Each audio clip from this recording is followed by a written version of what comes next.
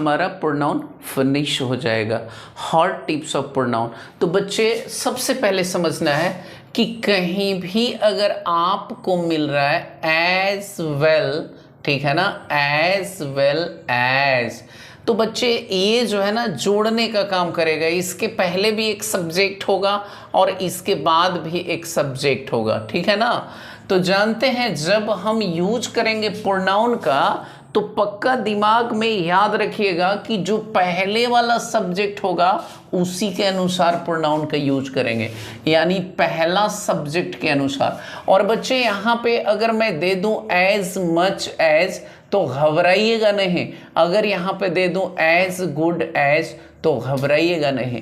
क्यों? क्योंकि इसको जो जोड़ने वाला सब्जेक्ट होगा ये, और इसको जो जोड़ने वाला सब्जेक्ट हो गया, इस सब्जेक्ट के अनुसार न वर्ब होगा न इस सब्जेक्ट के अनुसार प्रोनाउन होगा। पहला सब्जेक्ट के अनुसार वर्ब भी होगा, ठीक है ना, वर्ब भी होगा और बाबू प्रोनाउन भी होगा, ठीक है, वर्ब भी होगा और प्रोनाउन भी होगा, और प्रोनाउन भी होगा, याद रखिएगा, ठीक है ना, प्रोनाउन भी होगा। अब हम जाने कि कौन सा प्रोनाउन लगेगा। तो थोड़ी सी हमें प्रॉब्लम हो सकती है। क्यों? क्योंकि मैंने ऐसा कुछ नहीं कहा कि ही फैमिली लगेगा, कि शी फैमिली लगेगा, कि दे फैमिली लगेगा, कि यू फैमिली, मैंने ऐसा कुछ नहीं बोला। इसलिए बाबू जरा क्वेश्चन को समझिए। मैंने बोला क्या? द टीचर, अब एग्जाम्पल द टीचर, ठीक है। अब यहां पे बोले एज वेल एज स्टूडेंट्स। अब बच्चे एक चीज समझिए, यहाँ पे समझिए, ये तो प्लुरल है लेकिन इसके पहले हमारा सिंगुलर है। अब सब कुछ इसी के अनुसार हम करेंगे और सब कुछ करेंगे इसके अनुसार, तभी जाकर के सही होगा, ठीक है। स्टूडेंट कह रहे हैं, अब यहाँ पे कहा कि हैज ट्राइड हिज बेस्ट। क्यों बाबू? तो जरा देखिए, टीचर है और टीचर का मतलब ही, और ही के अनुसार हमने क्या यूज किया? हिज का प्रयोग कीजिए। तो बाबू आप, मुझे लगता है कि अब आपको प्रॉब्लम नहीं होना चाहिए। जहां भी दो subject as well as much as good as से अगर समझ में आता है तो उसके जो पहले वाला सब्जेक्ट होगा उसी के अनुसार वर्ब और प्रोनाउन दोनों यूज करते हैं। देखिए यहाँ पे हैज भी सिंगुलर वर्ब है। क्यों भाई? क्योंकि द टीचर है, याद रहेगा ना बाबू। अब इसके बाद जब हम चलते हैं तो देखिए, कहीं भी ध्यान रखिएगा कि अगर वाक्य में बट है तो बट के बाद ऑब्जेक्टिव केस का प्रयोग करते हैं। कौन सा केस का? बट के बाद कौन सा केस का प्रयोग करेंगे? ऑब्जेक्टिव केस का। तो अब ऑब्जेक्टिव केस का प्रयोग करेंगे, लेकिन याद रखिएगा वाक्य के अंत में होगा, वाक्य के अंत में, यानी ये शुरुआत में नहीं होगा। अब जैसे मैंने लिखा कि it is nothing but him, it is nothing, ठीक है, बट हिम। अब ये देखिए, तो बट के बाद मैंने हिम लगाया, वो कहाँ पे लगाया? वाक्य अंत में लगाया कि नहीं? याद रखेंगे कि बट के बाद ऑब्जेक्टिव केस का प्रयोग होगा लेकिन वाक्य अंत में, at the last of the sentence, it is nothing but him. अब इसके बाद जब हम लोग चलते हैं, ध्यान रखिएगा कि अगर मान लीजिए कि आपके पास बट आ रहा है, ठीक है, और इसके बाद अगर लग रहा है कि नहीं हम सब्जेक्टिव केस का प्रयोग करेंगे, तो मेरे बच्चे बट के बाद सब्जेक्टिव केस का भी प्रयोग कर सकते हैं। लेकिन एक चीज ध्यान रखना है कि बट के बाद जब सब्जेक्टिव केस का प्रयोग करेंगे तो ये वाक्य के अंत में नहीं होगा, वाक्य के अंत में नहीं होगा, ठीक है, वाक्य के अंत में नहीं होगा।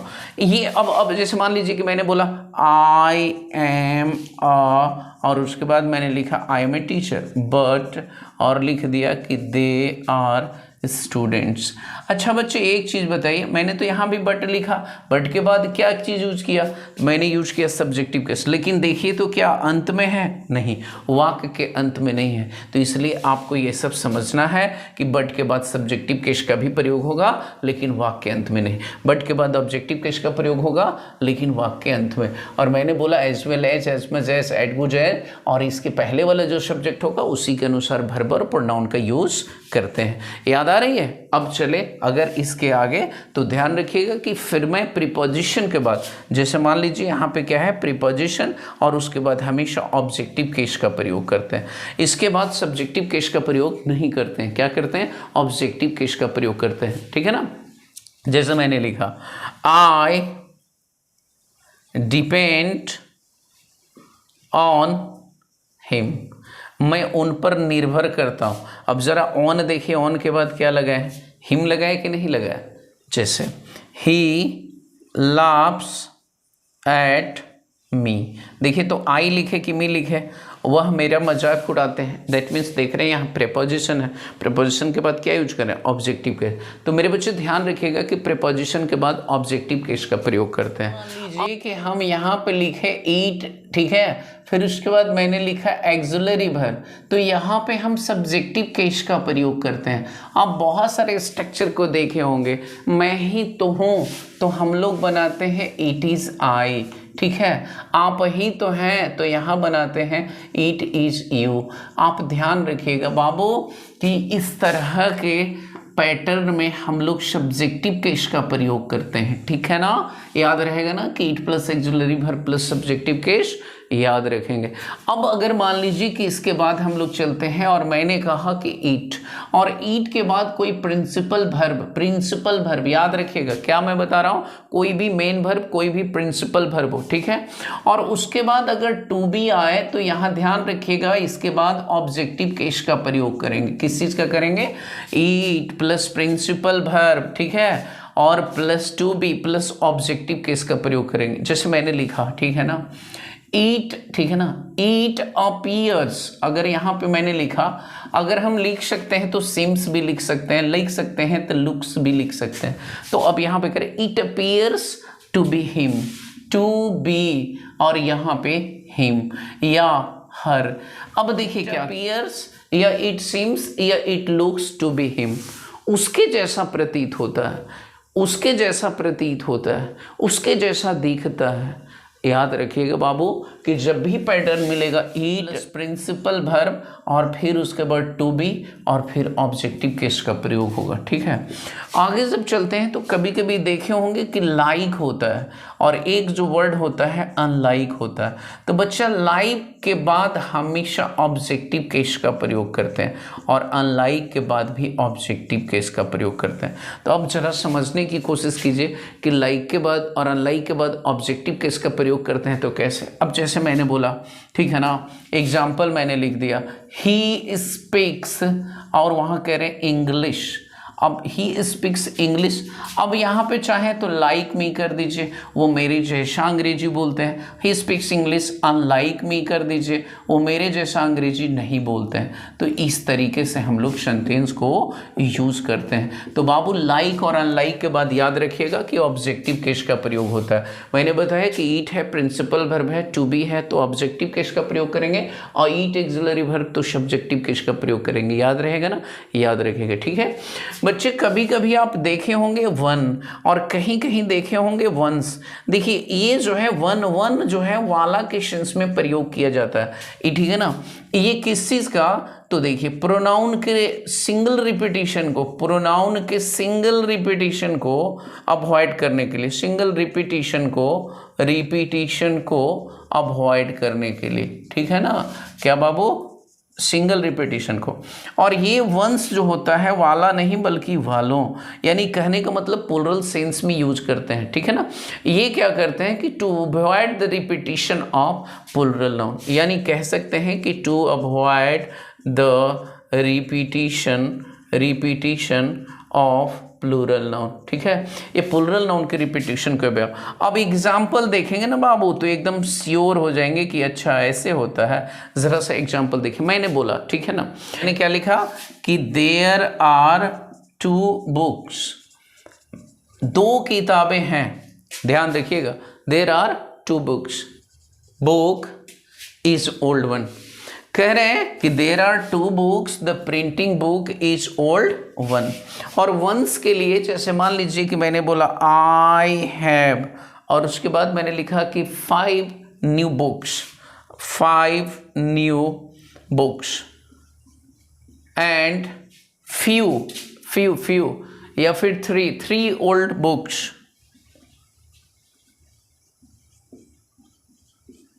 ठीक है। अब ये चीज़ तो लिखा कि मेरे पास 5 नए किताब हैं, 5 new books and 3 old books. अब मैंने लिखा, अब जैसे देख लीजिए क्या मैंने बोला, I shall give you old once.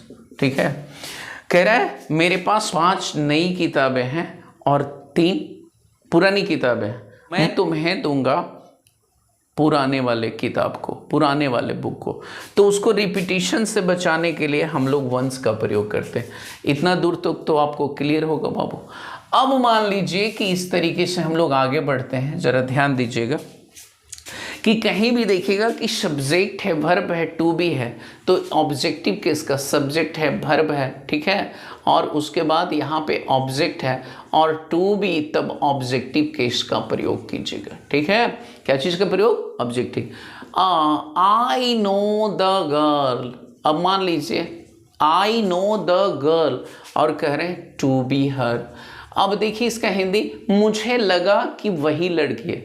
I know the girl to be her, मुझे लगा कि वही लड़की है, तो हम इस सेंस में इसको यूज करते हैं बाबू। ठीक है, अब आगे मान लीजिए कि इस तरीके से हो, कोई भी कल्पना करने की बात हो, इमेजिन, जिसको सपोजिशनल सेंटेंस बोलते हैं, तो आपको उसका इमेजिन करने के लिए स्ट्रक्चर भी पता होगा कि अगर इफ लगाते हैं, सब्जेक्ट लगाते हैं, वर्ब, तो वर्ब में आपको पता होगा कि वेयर का प्रयोग करते हैं, और इन द सब्जेक्ट जो आता है, in the form of subject, form of subject, वो जो होता है सब्जेक्टिव केस होता है, याद रखिएगा। अगर मैं उसके जगह होता, अगर मान लीजिए इस तरीके से एग्जांपल दे रहे हैं, यदि मैं उसके जगह थे, इफ आई वेयर, और यहाँ पे लिखना होगा ही, बाबू कभी हिम नहीं लिखिएगा, उसके जगह होते इफ आई वेयर सी। अब इस तरीके से आप प्रयोग करेंगे तब भी जाके आपका सेंटेंस सही होगा। ठीक है, तो मुझे लगता है कि आप बेहतर तरीके से इतना समझ गए होंगे। अब जो बच्चा, अगर मान लीजिए कि आपके पास, ठीक है, बोथ प्रोनाउन आ जा रहा है, सेवरल आ जा रहा है, याद रखिए क्या मैंने बताया, बोथ बताया, सेवरल बताया। अगर मान लीजिए कि फ्यू आ जा रहा है, ये सब बाबू काउंटेबल नाउन के साथ यूज किया जाता है, बोथ हो, फ्यू हो, सेवरल हो, मेनी हो, ये सब, ठीक है, क्या चीज़ के साथ? काउंटेबल नाउन के साथ, और सब अपने साथ प्लुरल लेता है। जब ये मिलेगा तो इसके साथ बाबू हमेशा दे ग्रुप का प्रोनाउन लगेगा। याद रखिएगा कौन सा ग्रुप का प्रोनाउन रहेगा? दे ग्रुप का। कब? जब हमारा बोथ होगा, सेवरल होगा, फ्यू होगा, मेनी होगा, तब हम दे ग्रुप का प्रयोग करेंगे। जैसे कहें both are doing their work, अब यहाँ पे कहें both are doing their work. अब एक चीज़, अगर आपको मन कर रहा है कि नहीं सेवरल लगा दे तो लगा दीजिए, अगर आपको मन कर रहा है कि फ्यू यूज कर दें तो कर दीजिए, आपको मन कर रहा है कि मेनी यूज कर दिए तो कर दीजिए। क्यों? क्योंकि रूल है बाबू कि बोथ है, सेवरल है, फ्यू है, मेनी है, इसके साथ दे ग्रुप का प्रयोग किया जाता है। इसके साथ कौन सा ग्रुप का प्रयोग किया जाता है? दे ग्रुप का प्रयोग किया जाता है। आ रही बात समझ में? मैंने बोला बोथ है, सेवरल है, फ्यू है, मेनी है, इसके साथ दे ग्रुप का प्रयोग करते हैं। क्लियर? अब उसके साथ जब आगे हम लोग बढ़ते हैं तो एक चीज़ ध्यान रखिएगा कि कभी कभी इस तरीके से होगा जो अपने साथ अनकाउंटेबल लेता है। जैसे मान लीजिए कि मच हो गया, मान लीजिए लिटिल हो गया, ठीक है, ये लिटिल क्या लेता है अपने साथ? वही अनकाउंटेबल। तो लिटिल हो गया, मच हो गया, और इस सब के साथ जब यूज करेंगे तो ईट ग्रुप का प्रयोग करेंगे। कौन सा ग्रुप का प्रयोग करेंगे? ईट ग्रुप का। अब देखिए कह रहे हैं मच, या फिर कह रहे हैं little is remaining in its pot, और यहाँ भी रिमेनिंग इन इट्स पॉट। मेरी बात समझ रहे हैं? अब बच्चे एक चीज़ ध्यान रखिएगा कि बोथ, सेवरल, फ्यू, मेनी कभी भी होगा दे ग्रुप लेगा, मच, लिटिल, ठीक है, ये सब अगर होगा, या फिर अगर मैंने मच होगा, लिटिल होगा, तो इसके साथ हम लोग ईट ग्रुप का प्रयोग करेंगे। ठीक है ना? उसके बाद अगर कहीं भी अगर आपको मिल जाता है द सेम, तो ध्यान रखिएगा द सेम के बाद जब भी प्रयोग होता है तो नाउन का प्रयोग होता है। याद रखिएगा जब भी द सेम के बाद क्या होगा तो नाउन का प्रयोग होगा। ठीक है ना? अब मैंने लिखा क्या कि दिस इज द सेम, उसके बाद पेन। अब देख लीजिए द सेम है, उसके बाद क्या है? पेन है। याद रखिएगा और बाबू जब हम लोग आगे बढ़ते हैं, फिर से एक बार समझा दे, बोथ है, सेवरल है, फ्यू है, मेनी है, दे ग्रुप लेगा, मच है, लिटिल है, ठीक है, क्या लेगा, ईट ग्रुप लेगा। और बाबू द सेम के साथ हमेशा नाउन। और देखिए ध्यान रखिएगा, रिलेटिव प्रोनाउन का जो यूज करते हैं अकॉर्डिंग टू नीड करते हैं, अकॉर्डिंग टू नीड, ध्यान रखिएगा।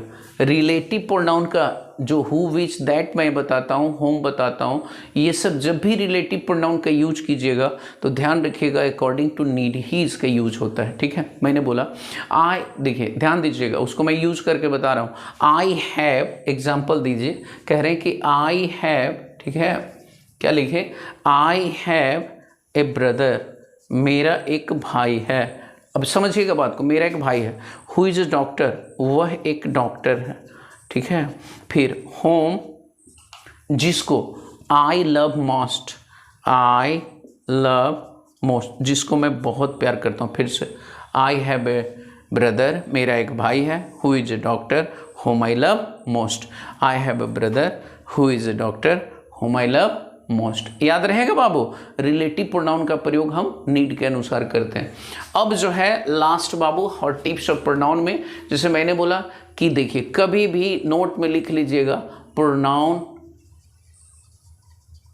Is not repeated in a single sentence. एक ही सेंटेंस में प्रोनाउन को रिपीट नहीं किया जाता है, याद रखेंगे, एक ही सेंटेंस में प्रोनाउन को रिपीट नहीं किया जाता है। तो क्या, जैसे मैंने बोला, he, who, labours hard, who get success. देखो बाबू यहाँ पर देखिए, he who labours hard, he get success. तो यहाँ पे ये जो देख रहे हैं ना, ये सुपरफ्लूअस रिपीट नहीं करेंगे। तो बाबू मुझे लगता है कि हॉट टिप्स ऑफ प्रोनाउन में मैंने बहुत सारा आइडियोलॉजी आपके साथ शेयर किया। बाबू वीडियो को जितना ज़्यादा हो सके आप शेयर कीजिए, बस उसी से हमें मोटिवेशन मिलता है। और आप स्वस्थ रहिए, सुरक्षित रहिए, खूब मेहनत कीजिए बाबू, खूब तरक्की कीजिए। जय हिंद।